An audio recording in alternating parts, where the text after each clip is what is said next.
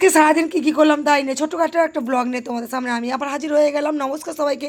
সবাই কেমন আছে? মা কালী দয়ায় খুব ভালো আছে, আমিও খুব ভালো আছি। এখন থেকে ব্লগটা স্টার্ট করলাম।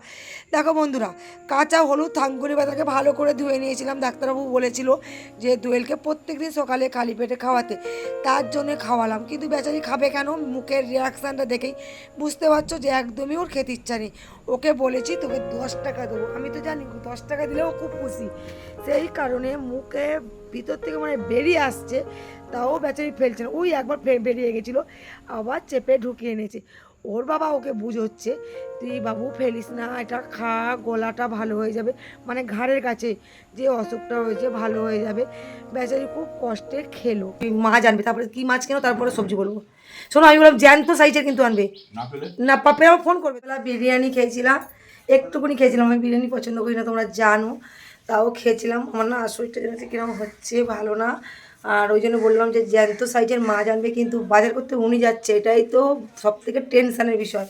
কারণ বাজার করতে যাচ্ছে, 14বার ফোন আসবে কি কিনবো, আর যেটা বলবো সেটাই কিন্তু আসবে, একটা কিচ্ছু আসবে না।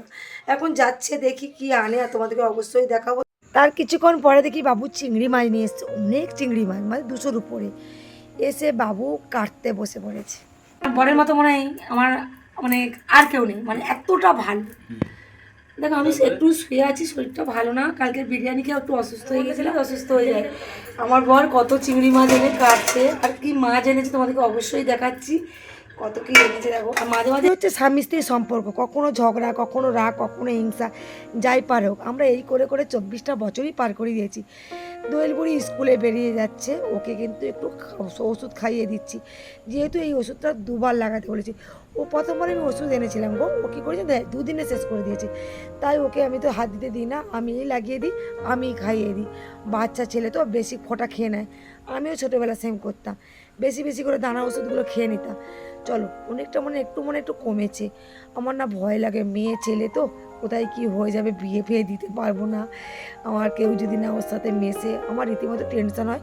ডাক্তারবাবু বলছে কোনো টেনশন না বৌদি, ও ছুলি, ও এমনির ভালো হয়ে যাবে। আমি তো প্রথমে ভেবেছিলাম অন্য কিছু রোগ, কিন্তু না, ছুলি। ওকে ওষুধ খাওয়ালাম, আর ওকে না কলা খেতে বলেছে। আমি যেহেতু দোকান থেকে থাকি না, বাড়িতে মানে বাড়িতে থাকি না, দোকানে থাকি, তার জন্যে যখনই আমি থাকি ওকে কলা, ওষুধ সব কিছু খাইয়ে দিই। চলো, আমি এখন রেস্ট নিই, শরীরটা একটু খারাপ। বিরিয়ানি খেলে মানুষ শরীর খারাপ হয় জানি না, আমার হয়। আমি না যখন ঘিনে ঘিনে খাই তখনই আমি অসুস্থ হয়ে পড়ি। চলো বন্ধুরা, চিংড়ি মাছ এনেছে, আর এনেছে বড় সাইজের কাতলা কাটা, একদম দেশি কাতলা, দাম মনে হয় 400 টাকা করে নিয়েছে হয়তো। চলো, কিছু মাছ আমি হাফ ফ্রিজে রেখেছি, হাফ এখানে রাখছি। ওই যে ছোট্ট বাটিটা দেখতে পাচ্ছ, ওটা কিন্তু ফ্রিজে রাখবো, আর এটা রান্না হবে। অল্প মাছ ফ্রিজে রেখে দিচ্ছি, তার জন্য তোমার দাদাবাড়ির কাছে একটু বকান খেতে হলো। তার উক্তি হচ্ছে বড় মাছ সব রান্না করো। ছেলেরা একটুও বোঝে না যে থাকলে রাত্রেবেলাও হয়ে যাবে। আমরা কি করি জানো তো, বড় মাছগুলো ছেলেদের দিই, ছোটো মাছগুলো আমি খাই। কারণ হচ্ছে ছোটোবেলা থেকে মার কাছ থেকে শিখেছি, রেখে মুনে খাই যে রক্ষা পাইছে। আর আমার বর এগুলো বুঝবে না, হানানি ঝগড়া করবে। যাই পারে, চিংড়ি মাছও অনেক এনেছিলো, সব চিংড়ি কিন্তু আমি রান্না করিনি, কিছু চিংড়ি ফ্রিজে রেখেছি, কালকে তোমরা অবশ্যই দেখতে পাবে। আর চলো বন্ধুরা, চটপট রান্না চাপিয়ে দিই। তোমার দাদাভাই গেছে, তোমার দাদাভাইয়ের ফেভারিট খাবার তো নিয়েই আসবে, ঢ্যাঁড়স চিংড়ি। ঢ্যাঁড়স চিংড়ি আনবে, পালং কচু আনবে, ওনার হচ্ছে ফেভারিট খাবার। যেগুলো ওনার ফেভারিট উনি সেই সব বাজার করে, আর আমার যেগুলো ভালো আমি সেগুলো করি। চলো, ঢ্যাঁড়সটা কিন্তু অলরেডি হয়ে গেছে, গল্প করতে করতে হয়ে গেছে। সর্ষে বাটা দিয়েছিলাম, পেঁয়াজ কুচিয়ে দিয়েছিলাম, আর 5 ফোড়ন দিয়েছিলাম, আর কিছু দিইনি, নামিয়ে নিয়েছি। এই পাশে মোটা মোটা করে আলু সিদ্ধ বসিয়ে দিয়েছিলাম। কাতলা মাছগুলো 4 জনের 4 টুকরো নিয়েছিলাম। এই দেখো, এত বড় মাছ হয়েছে তো, আমাদের হাফ করে খাবে, হাফ করে ফেলে দেবে, কারণ বড় মাছ একদমই পছন্দ করে না।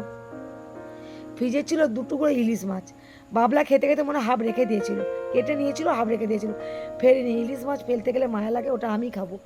চলো বন্ধুরা, মাছটাকে ভেজে রেখে দিয়েছি, এবার আমি বসাচ্ছি মাছের ঝোল। কাঁচা লঙ্কা কুচিয়ে দিয়েছি, পেঁয়াজ কুচানো, জিরে ফোড়ন দিয়ে, আর টমেটোটা আগে দিয়েছিলাম। বুং বাং যেদিনকার রান্না করি সেদিনকার রান্নাটা বেশি টেস্টি হয়। টমেটোম লোক লাস্টে দেয় কষানোর সময়, আমি তেলেই টমেটোম দিয়ে দিয়েছিলাম। সিদ্ধ করে আলু দিয়েছিলাম, ভেজে ভালো করে জল ঢেলে দিয়েছিলাম, আর জিরেটাকে ভেজে গুঁড়ো করে দিচ্ছি। দেখো, এরকম কার বুদ্ধি হয়, বেলেঞ্চে একটিতে জিরে গুঁড়ো। হ্যাঁ, শিলে বাড়তে গেলেও এইটুকুনি কত কষ্ট, শিল নামাউড়ে, ধউড়ে, ঘষড়ে, ওর থেকে আর রুটি বেলুনিতে করে ঘষে নিলাম, কাজ শেষ। চলো নামানোর সময় ধনে পাতা দিয়ে দিয়েছি, মাছের ঝোলটা সেই লেভেলে হয়েছে। তোমরা দাঁড়াও একটু পরে দেখবে, তোমার দাদাভাই তো খুব খুশি মাছের ঝোলটা পেয়ে। চলো মেনুটা দেখিয়ে দিই তোমাদেরকে। এই দেখো মাছের ঝোল হয়েছে, ঢেঁড়স চিংড়ির তরকারি, ফ্রিজের মধ্যে ছিল কিছুটা শুক্তো, ওই ফকলে ঢোকানো আছে, ওটা কিন্তু আজকের কারে না, ইলিশ মাছের শুক্তো আর মাছ ভাজা। চলো বন্ধুরা খেয়ে দিয়ে দোকানে চলে এলাম, তোমাদেরকে পুজোর কালেকশান কিছু দেখাই। এই চিকগুলোর দাম হচ্ছে 300 350-র মধ্যে পেয়ে যাবে। এইটার দাম পড়বে 170 টাকা, নিলে 150 টাকা।